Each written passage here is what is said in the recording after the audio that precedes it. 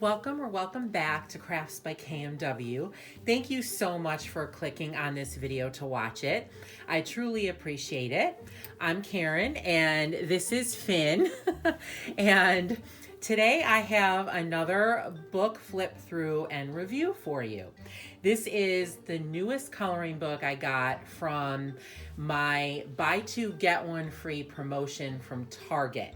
So the first one was Magic Apothecary, and that video is already on the channel if you'd like to take a look at it. The book is awesome. It is so cool. I just love it. It's probably one of my favorite mythographic books. I have Aviary, I have Wild Winter, and I love those.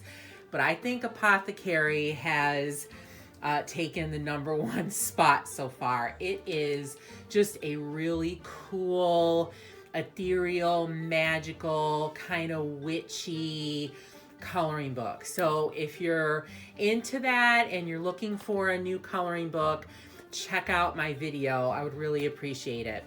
So this is the second one that I got. So give me just a second to get this little cutie out of the way. All right. This is Precious Planet by Millie Marrotta. So this has been out a couple of months. I think it came out in either September or October. It's hard to tell because the books get released in different countries at different times. So I'm not sure if Target was just late getting this, because I know there are other people in the United States that have had this book for a little while. So I think it's been out, but it is her newest book. I was really excited to get it. This is featuring animals that are endangered. And that to me is really important. I am very much a green person. I believe in global warming. I believe that we have a responsibility to protect our planet and the creatures that live on it, not just ourselves, but our four-legged friends. And I think this is really a wonderful book, and I felt like purchasing it was my little way to help out with that in Denver. And I'm really excited to color all of the pictures in this book. I will say that there are some repeats, that you will see some of the same animals or at least species in some of her other books. For example, there is a rhinoceros in this book. I think there's a couple. And there's rhinoceroses in, rhinoceri? I'm not sure.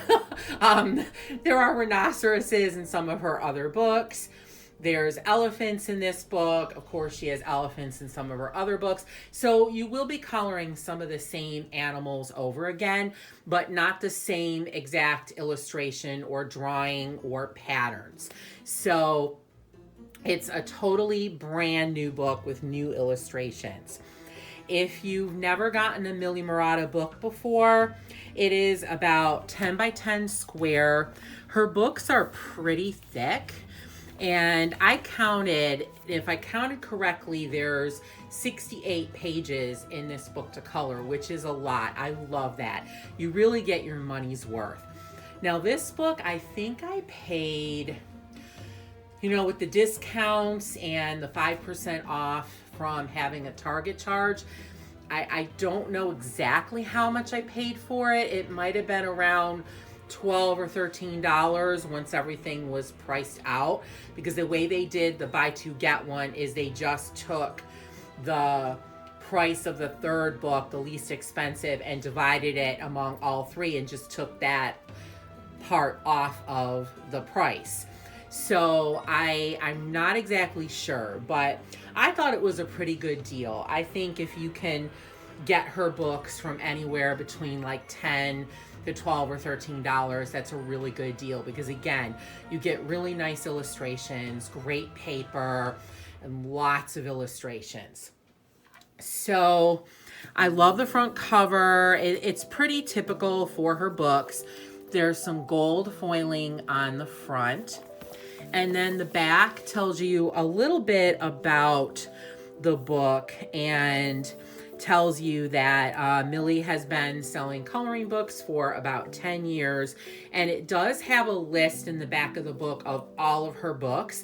So if you're missing some in your collection, you can take a look at that and check out those books to purchase them. So when you open up the book, you have a title page.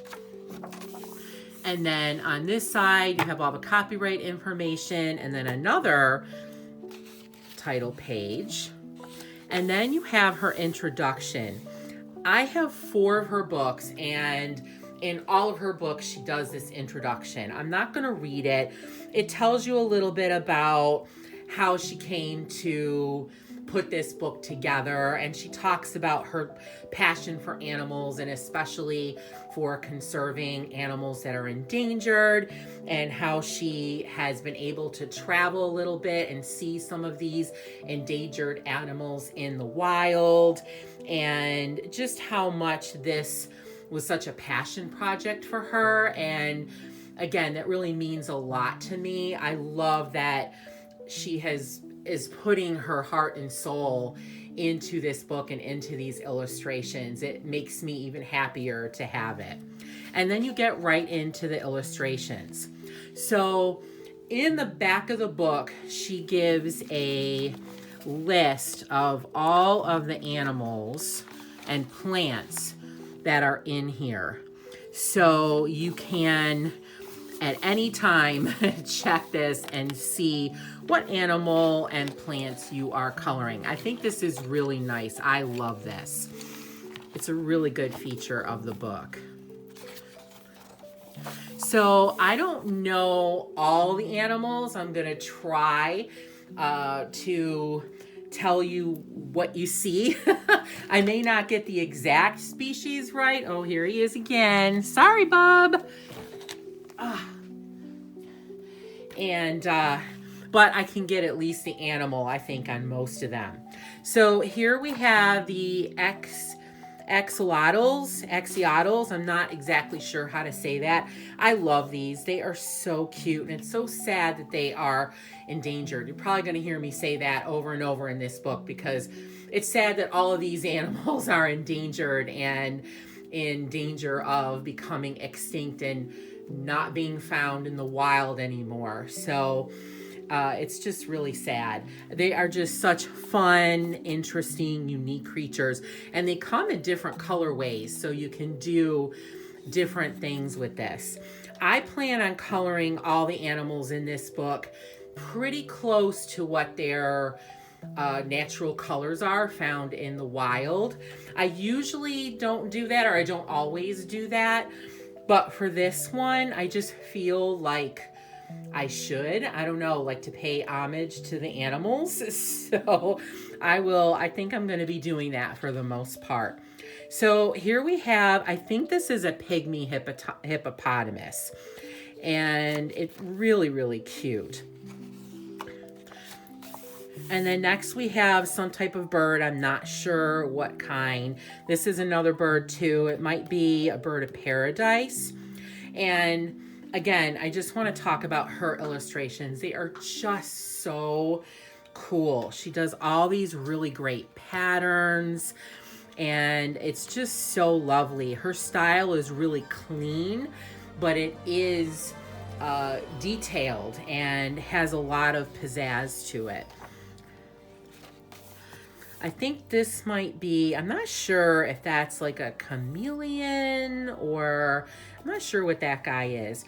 Here we have, I believe, a toad.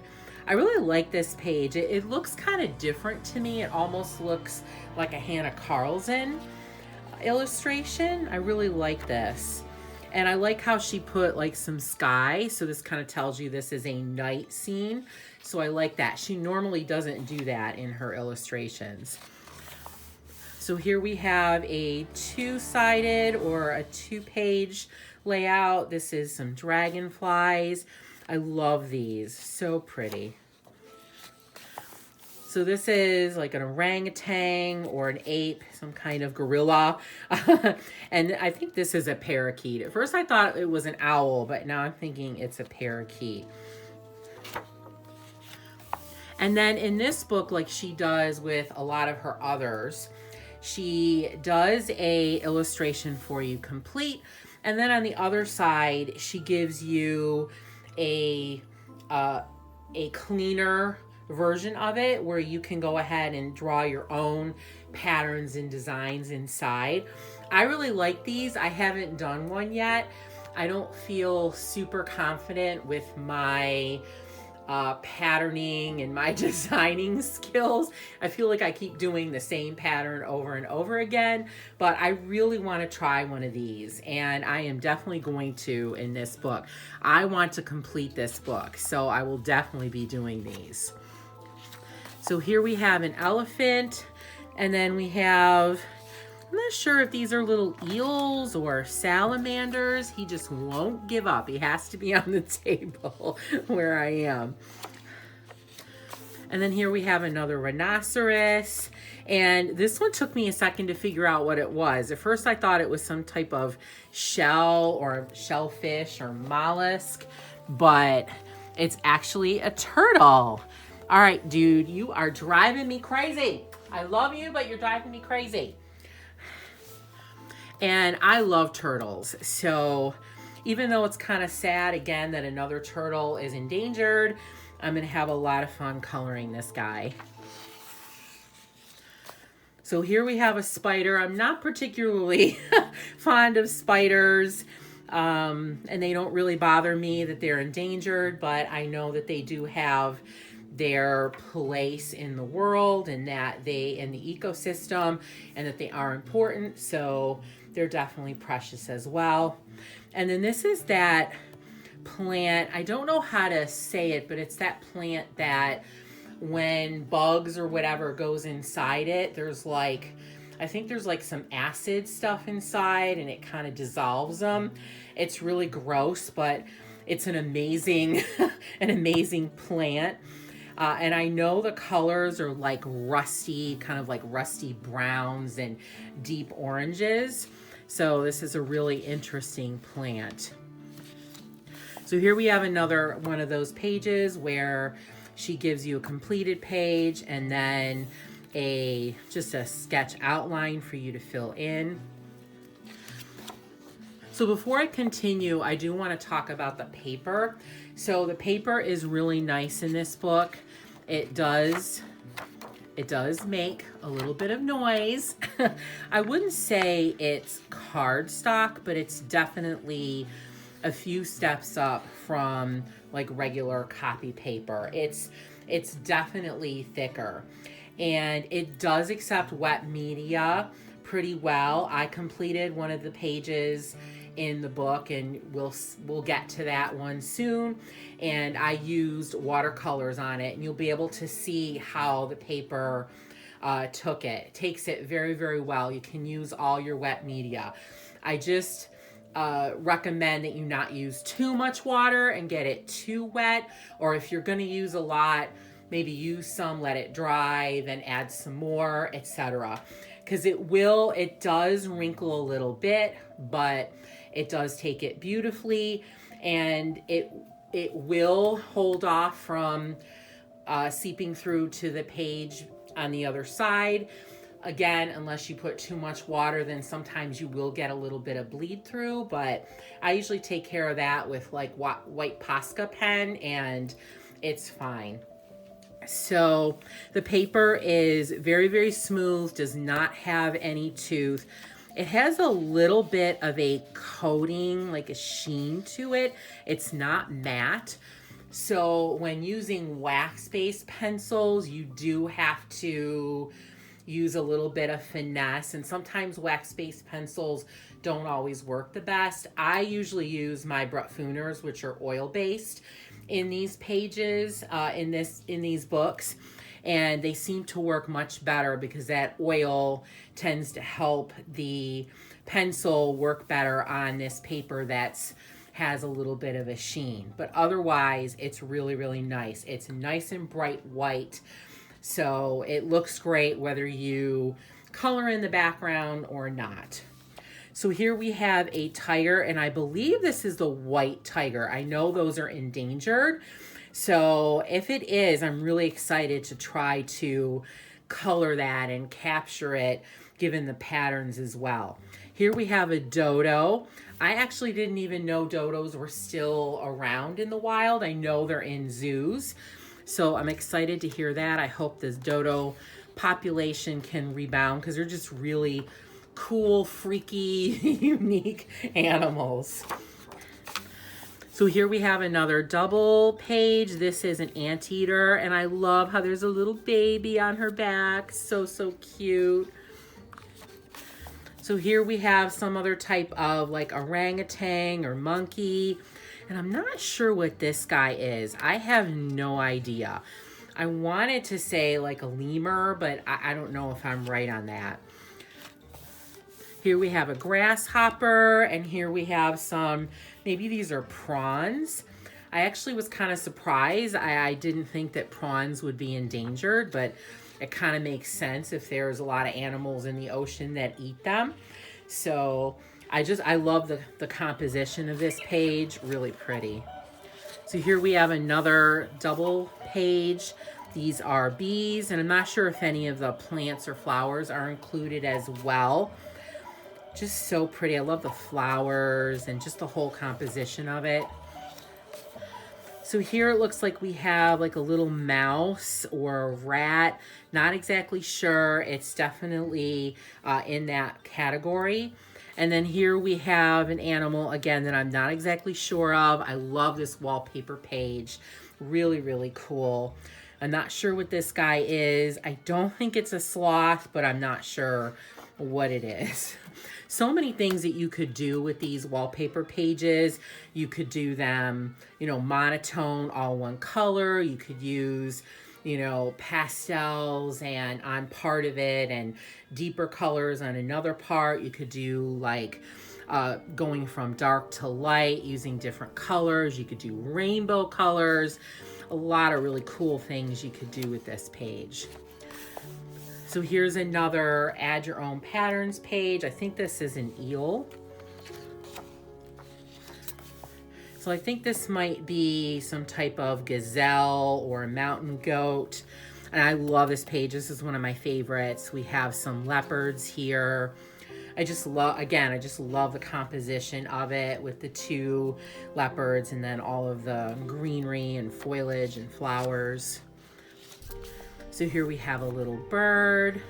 I'm not particularly fond of these pages that have so much white space. I feel like she could have enlarged this and made it so there's less just blank space, but maybe she does that to give us some creativity or to try to spur on creativity to kind of add a background of her own. I'm not really good at that. I'm not super great at drawing or even copying, so not my forte. So I think that's why I'm not especially fond of these type of pages. I'd love to know what you think. Do you like pages that have lots of white space or open space, or do you not? Let me know in the comments. So here's another kind of wallpaper page, and I think these are turtles. Just adorable. I think this is going to look so cute all colored in. So here we have another double page spread. I think these are otters. Not exactly sure, but they kind of look like it. So here we have some snails. I was surprised to see snails in here. I didn't think that snails were or could be endangered. It just kind of surprised me. And here is a whale. And then we have another one of the fill-in pages. And this is some type of beetle, I think. Next we have, I believe this is the lionfish. It's that fish that I think it's a delicacy, so people do eat it, but it is highly poisonous, so you have to prepare it well. And there's been a couple movies made where the lionfish has been actually used as a poison. So Very, very interesting animal. So here we have another type of fish. I love the flowers on these, so cool. And they really indicate movement. So I think this will look really, really pretty with everything colored with the water background. So here we have another one, double page. I think this is just plants and flowers. I don't see any animals in here or bugs or anything. I think this is a really cool page. I really like the ones that she does just with plants and flowers as well. So here we have kind of a mandala page with pine cones and pine leaves. I would think that this is the tree that is endangered, but not positive. And then here we have another one. This is some type of rodent again. I love how it's underneath the ground. This is just a really pretty composition, I think. It'll look lovely colored. So here I think we have a chameleon. I love chameleons.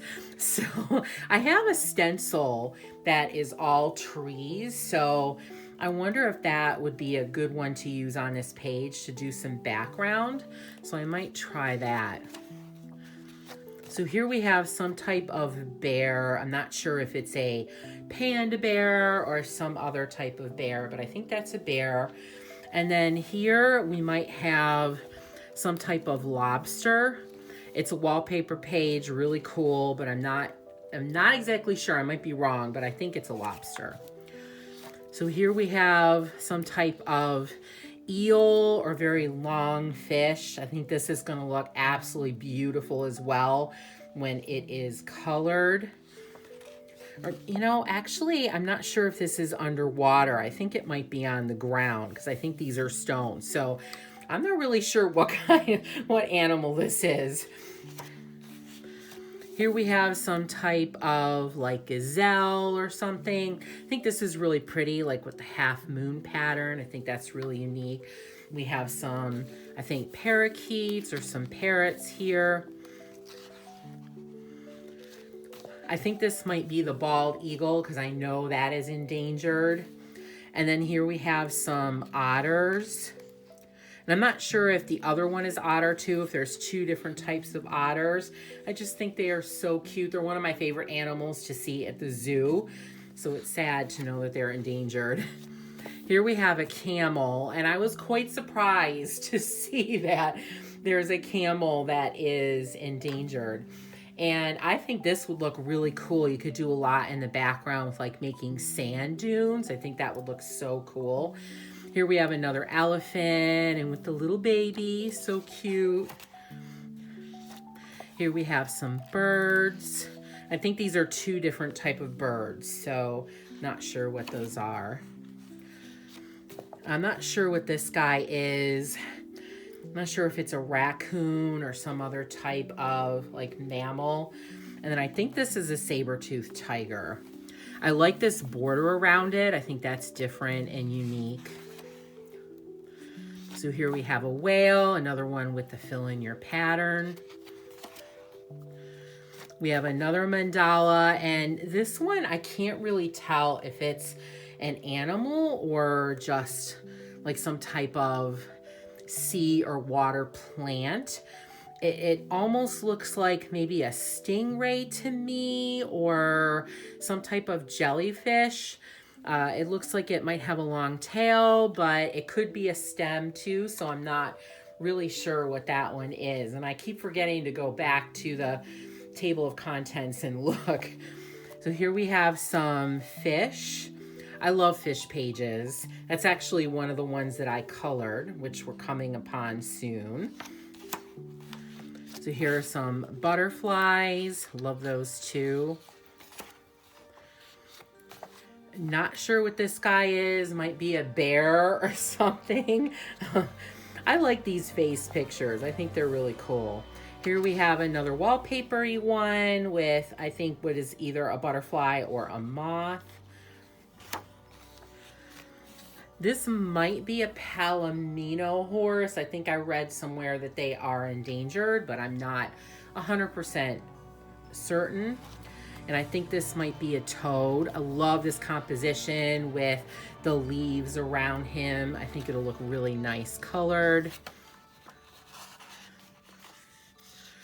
So here we have another turtle, and then a fill in your own pattern. And then the next one is the one that I colored.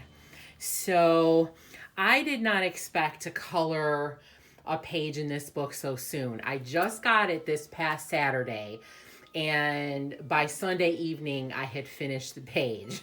When I saw that page, it just made me really excited to use my metallic watercolors on it. It's a water page. And I was so revved up to do it that I just went ahead and started painting. And then when I got done with the background, I was like, well, I might as well just finish the page. So here is the first page I completed. So these are the southern bluefish, and I am super happy about how this turned out.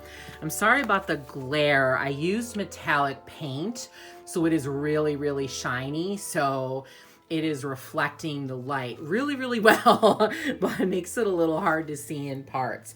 So the entire background is metallic watercolor paint that I bought. I have 2 palettes. One's from Home Goods and one is from HomeSense. If you haven't checked out those stores along with TJ Maxx for art supplies, I highly recommend that you do. They're not artist quality by any means, but they're perfect for colorists who just want to use some different supplies and don't want to spend, you know, an arm and a leg. I bought each palette for I think about $8 or $9, which is perfect. So when I run out of them, I can go ahead and just buy another one. They sell lots of King Art supplies, but they have pencils and paints and watercolors and markers and pens and gel pens and sketchbooks. So they're really upping their game, I think. I think they might be starting to see that people are buying their art supplies, and so I think they're starting to get more in. So it's really exciting. You do have to catch it on the right day, though. Sometimes you'll go in and there won't be anything, or there'll be very little. Other days you'll go in and they're just stocked to the hilt. So it really depends, and sometimes you have to go back several times.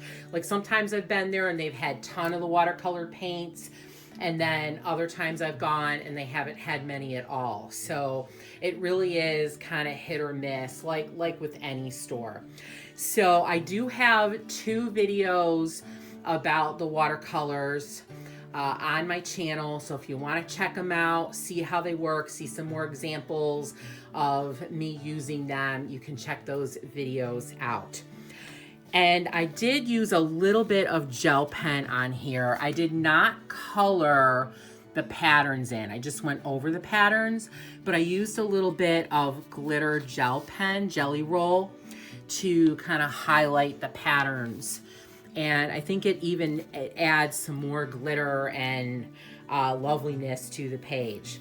The bubbles are done with white Posca, and then I went over them with clear Jelly Roll glitter pen. Again, I don't know if you can see that, but they are very glittery.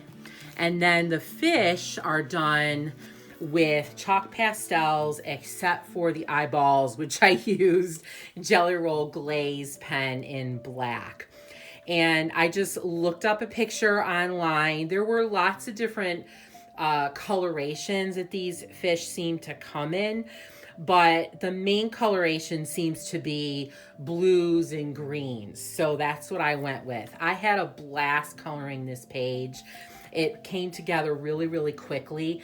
This is the first Millie Marrotta page that I have not followed the patterns on and colored every little space that she adds in. I did a little bit in some places, but for the most part, I did not use the patterns really at all. And I really like that. I was kind of not really wanting to do that because I know how much time it must take her to do all the patterns, but the page came together a lot more quickly for me, and I really like how it looks, and you can still see the patterns underneath, so I think that adds a little bit of texture and interest to the page. And then I used some silver stickers to put the name. After I finish all of Millie's pages, I go ahead and use stickers to put the name on, so that way when I go back and look at the pages, I know the animals that I colored. So the only thing I have left to do to this is to spray it to seal it, because I did use chalk pastel, so that's why I'm putting some paper towel in there. But this page was so much fun to color, and I can't wait to color the rest. So you can see a little bit, I think you can see it more on the plain page than you do on the pages I colored, but you do see a little bit of wrinkling. But as I've kept the book closed since I've painted that, it has gotten a little bit better. It is flattening out a little bit, and there was a little bit of bleed through. I did use a little bit too much water in some places, and I'm just working on covering that with white Posca pen. So I have to do a few more layers, but it should be fine once I start coloring it. So here we have some plants and leaves in a mandala. And then I think this is some type of duck. It's really cute. Here we have another one where she gives a sun, so it kind of tells you what time of day this is. So I'm not sure what these animals are. I know, though, that they are endangered because Kirby Rosan's did them in his book, Fragile World. And I think probably more of these animals are in Fragile World as well. I just don't remember all of them.